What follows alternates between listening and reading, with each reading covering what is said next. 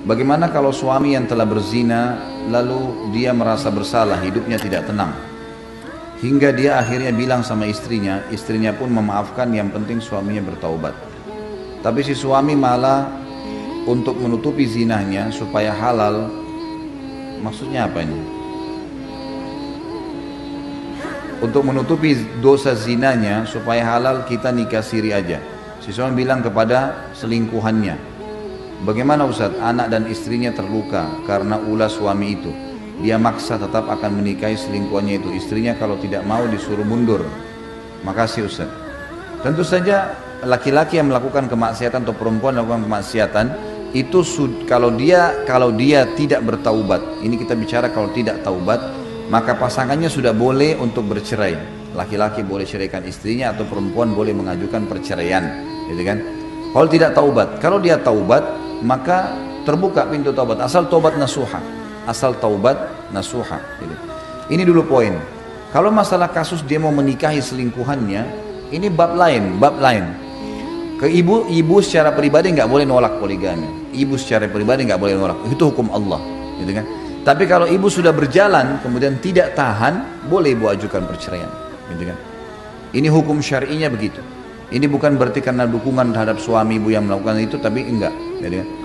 Dan insya Allah kalau niatnya dia baik, Allah akan berkahi. Tapi kalau niatnya buruk, maka itu akan sulit bagi dia. Banyak laki-laki tidak faham nih, melangkah poligami dengan cara yang salah. Cara yang salah.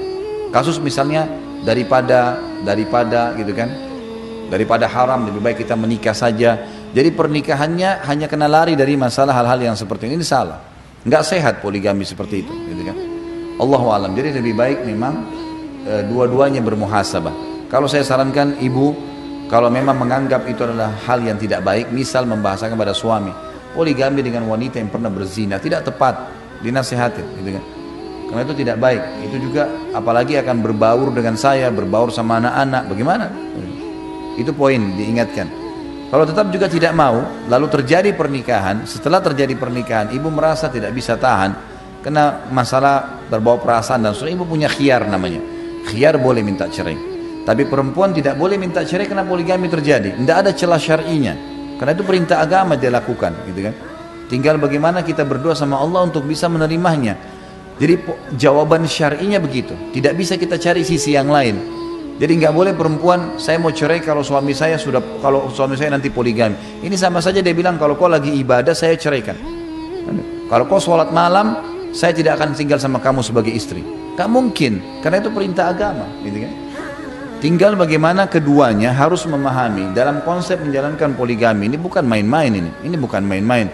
Ini bukan masalah laki-laki mendapatkan, banyak laki-laki yang gagal dalam poligami karena pada saat dia mau poligami kasusnya karena mau dipuji orang, temannya bilang, oh hebat, punya 2 istri, punya 3, punya 4, dibangga-banggain. Ini salah ini. Tidak ada orang yang membangga-banggakan pernikahan begitu kecuali akan kacau balau, itu pasti. Saya banyak menghadapi praktisi masalah ini. Begitu mereka bangga-banggakan akhirnya rusak semua. Bahkan ada orang menikah sampai 3 hanya karena target, sehingga teman-temannya memujinya, sehingga akhirnya 3-tiganya cerai sama dia. Jadi masalah, karena dia tidak bisa jalankan, memang tidak ada kesiapan, nggak ada kesiapan jiwa, nggak ada, dan targetnya dia dapatkan pujian temannya, selesai. Dia nggak pusing, apakah istrinya dapat haknya atau tidak, dia bisa berbagi waktu, tidak pusing, sehingga kasus poligami yang bisa normal, jadi tidak normal, karena dia targetnya adalah pujian orang. Kalau dia jalankan sehat, poligami itu jalankan sehat, dikomunikasikan dengan baik dengan istri, dua-duanya punya kesiapan jiwa dan agama, dua-duanya memang mau menjalankan, itu semua tidak akan ada masalah, gitu kan? Tidak akan ada masalah sama sekali sebenarnya. Tapi memang butuh kesiapan dan persiapan, gitu kan? Jadi kesiapan jiwa dan persiapan untuk menuju ke tahap itu. Allahu a'lam, itu yang saya tahu. Saya dulu pernah punya masa lalu yang kelam. Kelihatan dari tulisannya. Saya pernah melakukan hubungan yang tak baik lalu menggugurkan kandungan. Apakah dosa saya bisa diampuni Allah? Innallaha la yaghfiru ayyushraka bihi. Allah tidak mengampunkan dosa syirik. Wa yaghfiru ma duna dzalika liman yasha.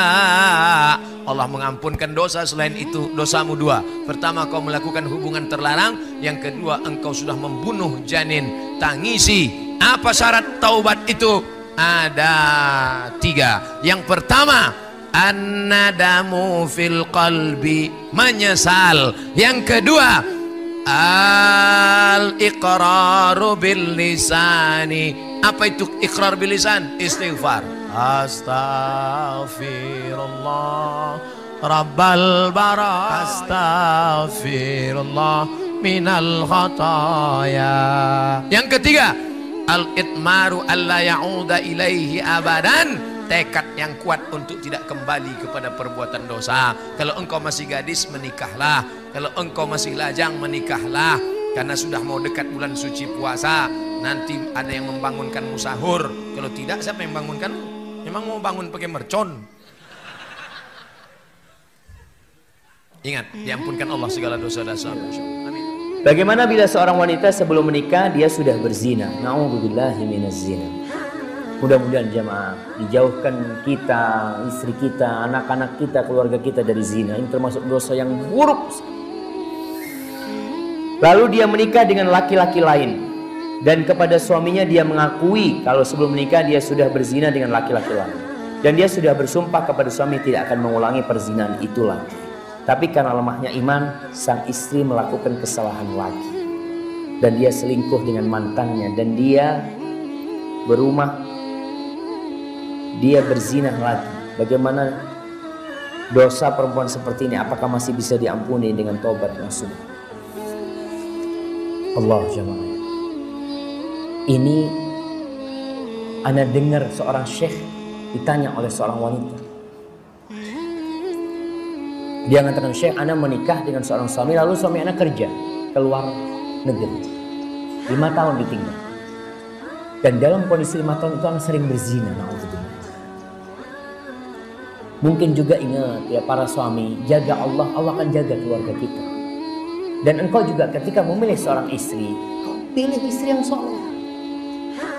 Kau tadi akhirnya perempuan ini mengatakan dia 5 tahun dalam kondisi banyak dosa. Suaminya balik. Suaminya balik dan si wanita niat berhenti berzina. Suaminya datang balik dengan suaminya, ternyata dia tetap berzina. Karena jamaah, dosa ini melahirkan dosa. Dan ingat, ketika orang melakukan dosa, hatinya itu ketutup nokta-nokta hitam.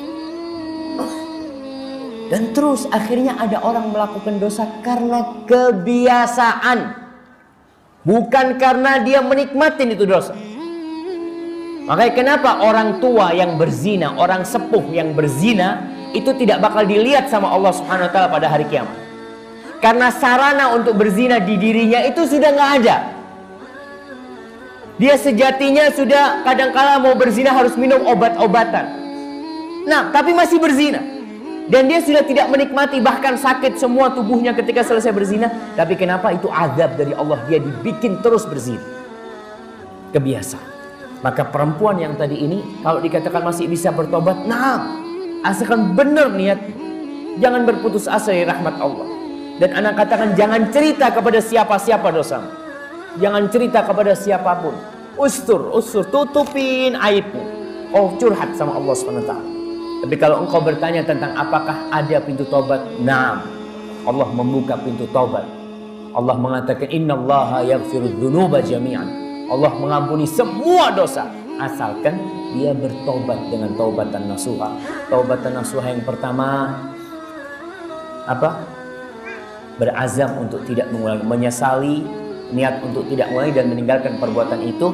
Dan salah satunya juga kalau dia memang masih ada hubungan sama laki itu, diputus semua hubungan, ganti semua nomor HP, tutup semua akun di medsosnya, tutup semuanya. Dan dia seperti orang awam sudah, HP mungkin dia nggak punya atau apa, dia jalani hidupnya beberapa bulan tanpa ada hubungan sama dunia maya. Mudah-mudahan itu bisa membuat dia benar-benar taubat dan nasuha. Bagaimana tanggapan Pak Ustadz tentang orang berzina ingin mencari jodoh di jalan Allah, tapi sampai sekarang tak menemukan karena laki tak mau menerima wanita yang sudah tak suci lagi. Mama kitabnya Fikih Sunnah Said Sabik, orang Mesir dari Al-Azhar. Ini starata bikran, kalau seorang laki-laki mensyaratkan istrinya harus perawan, fawanat saiban, ternyata bininya itu tidak perawan, falahul fashu, maka dia punya hak fasah. Kalian laki-laki kalau mensyaratkan bini harus perawan, ternyata segel rusak, tertulis di botol do not accept if cell is broken, maka kalian punya hak fasah. Kalau laki-laki mencerai namanya talak, kalau perempuan minta cerai namanya khulu, kalau hakim memutus namanya fasah, pembatalan pernikahan. Makanya sebelum nikah tuh kalau kalian tak bersih, tak suci, agak pancing-pancing lah dia, bang, ya. Gimana seandainya kau menikah dengan perempuan yang tak perawan? Apa kata dia? Apalah arti sebuah keperawanan? Bagiku itu hanyalah tak ada apa-apa. Kalau kau yang mengalami, oh kau bawakan perang panjang, kata dia. Kalau begitu kata dia, usah terima daripada awak mati disembelihnya malam-malam. Ustadz, saya masih kuliah. Kelihatan dari tulisannya. Semester akhir, yalah 14 akhir juga. Tapi di semester ini saya merasa sangat bingung, capek, kadang ingin menyerah saja, banyaknya tugas-tugas dan sebagainya. Bagaimana cara saya agar tetap selalu semangat menjalani kuliah nih Pak Ustadz?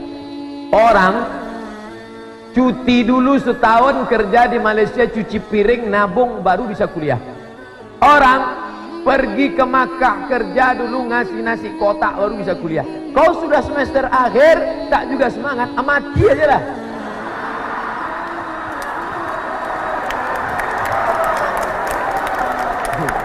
Ini orang tak cocok dikasih semangat, mati aja, tak cocok kau hidup di atas dunia ini, tak layak kau hidup. Kalau belum masanya mati, nanti nampak kau ada keranda lewat, minta izin, pak boleh aku ikut, ikut mati.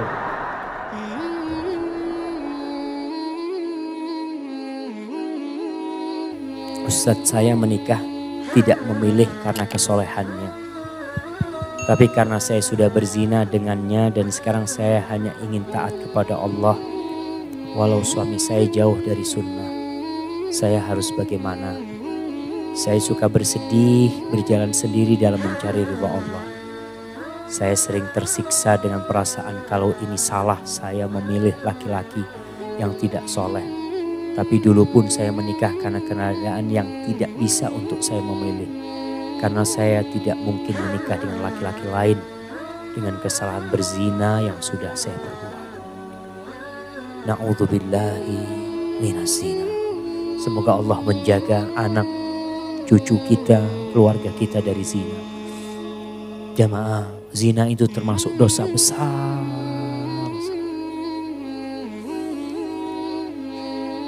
Maka bagaimana kondisi seorang wanita ini? Dia menikah dengan melakukan zina, ya itulah jodohmu.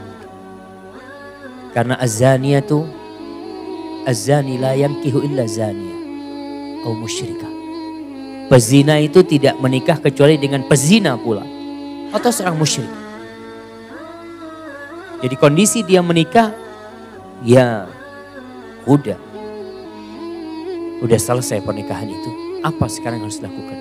Ketika seorang berzina, sebagian berpikir dengan menikah dosa zinanya selesai.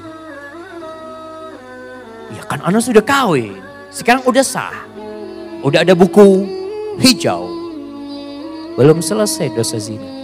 Allah Jalla Jalaluh mengatakan, man ya'mal su'an yujza bihi. Barang siapa yang beramal buruk, pasti Allah balas. Pasti. Kita harus hati-hati dengan balasan Allah. Walaupun kau sudah menikah resmi, yang perlu dilakukan adalah bertaubat kepada Allah. Menyesali perbuatan itu, banyak istighfar, diajak suaminya bertobat, ya. Didoakan suaminya, mudah-mudahan juga dapat hidayah dari Allah. Dan hati-hati juga pergaulan bebas ini, perempuan ini lemah sekali. Perempuan itu makhluk yang lemah, digodain sedikit sama lelaki. Antum lihat yang jadi korbannya Facebook, laki apa perempuan? Ada lelaki jadi korban Facebook, digodain perempuan. Nah, ya. Yang jadi korban mesti perempuan. Karena laki-laki kayak antum ini. Insya Allah. Dari YouTube Kodamara, Ustadz Abdul Somad yang tausiahnya banyak saya dengar dan saya tonton lewat YouTube. Alhamdulillah. Begini Ustadz, saya ini sangat khawatir mendengar ceramah Ustadz yang membahas tentang orang yang tidak diperdulikan Allah di yaumil akhir nanti. Salah satu orang yang telah menikah tapi masih berzina. Pertanyaannya, apa yang harus dilakukan supaya dosa diampuni Allah? Terima kasih Ustaz atas pencerahannya, biar hati ini tak gusar. Ma min muslimin yuznibu dzamban. Kalau ada orang buat dosa, langkah pertama summa yatatahhar, bersuci, mandi. Kalau tak bisa mandi, saudara kita yang sakit terbaring, wudu. Kalau tak bisa wudu, tayammum. Summa yusalli raka'ataini, salat sunat 2 rakaat. Saya niat salat sunat taubat 2 rakaat. Summa yusalli raka'ataini, salat sunat taubat. Summa yastaghfirullah, banyak baca istighfar. Astaghfirullahalazim. Sedekah, sedaqatus sirri tudfi'u ghadab rabbi. Bersedekah memadamkan murka Allah. As-sadaqatu tudfi'u, sedekah dapat memadamkan api, kama yutfi'ul ma' an-nar, sebagaimana air memadamkan api. Pertama, bersuci. Kedua, salat sunat taubat. Ketiga, banyak istighfar. Yang keempat, bersedekah. Itulah kata hadis Nabi. Buatlah itu, nanti Allah akan